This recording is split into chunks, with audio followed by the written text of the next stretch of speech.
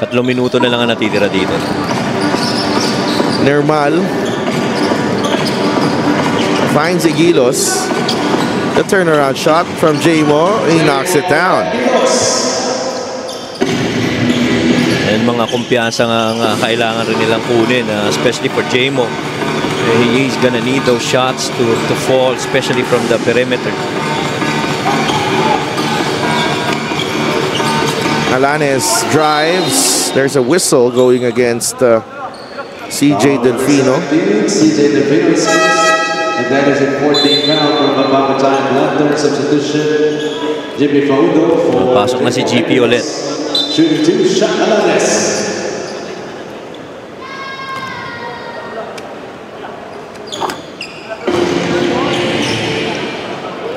Shaq Alanes.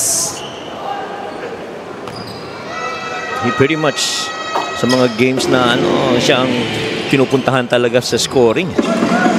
Yeah, nga. Over 2 minutes to play here. Pampanga on their way to win number 18. Palma misses. Out to Delfino.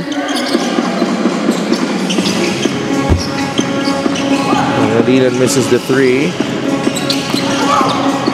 Faundo. Jimmy Faudo. Hala ko dadakdakin ni Faundo. Final 2 minutes of this ball game. Baltazar with a runner. It's short. And the ball will go back to Pampanga.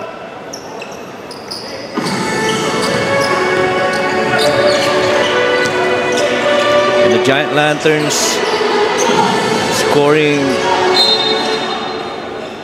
29 points here in the fourth quarter. 45 dun sa third. Talagang binuhos nga naman nila.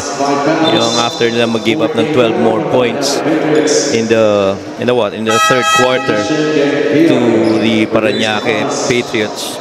Enough na parang naging 4 na lang yata yung lamang nun. That's the closest they've gotten. Oh, this is actually game 396, Coach Mike. Oh yeah, it's been a lot of games.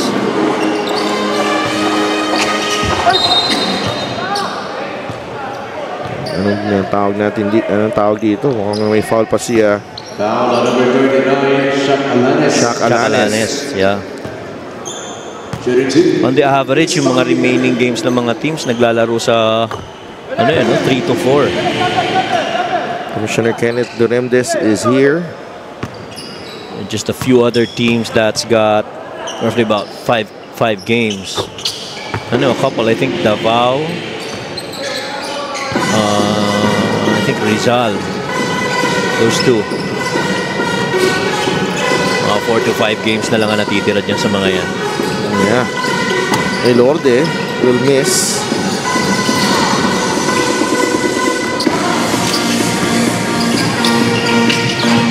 Inside, nabitawan ni Pangilinan. GP puts it in.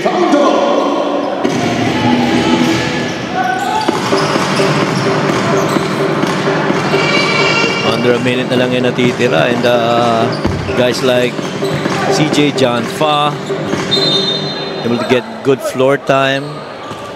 Kailangan nila yan. Yes.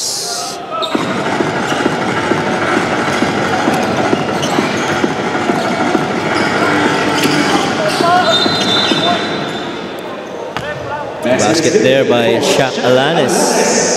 Shaq Alanes able to score. Foul on number 77, Rance Palma is second. Bonus free throw, Shaq Alanes. It's the bonus. Shaq Alanes.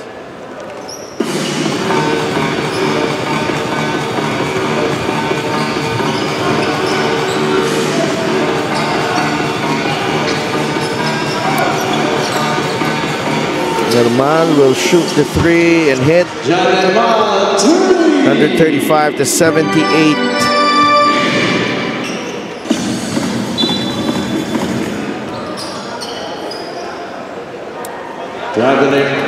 Travel pa si Shaq because I think he was just trying to dribble this one out. Oh yes. Nahawakan na lang ni John Nermal ang bola. That should do it here. Pampanga improving to 18-8, forcing a tie with Pasay.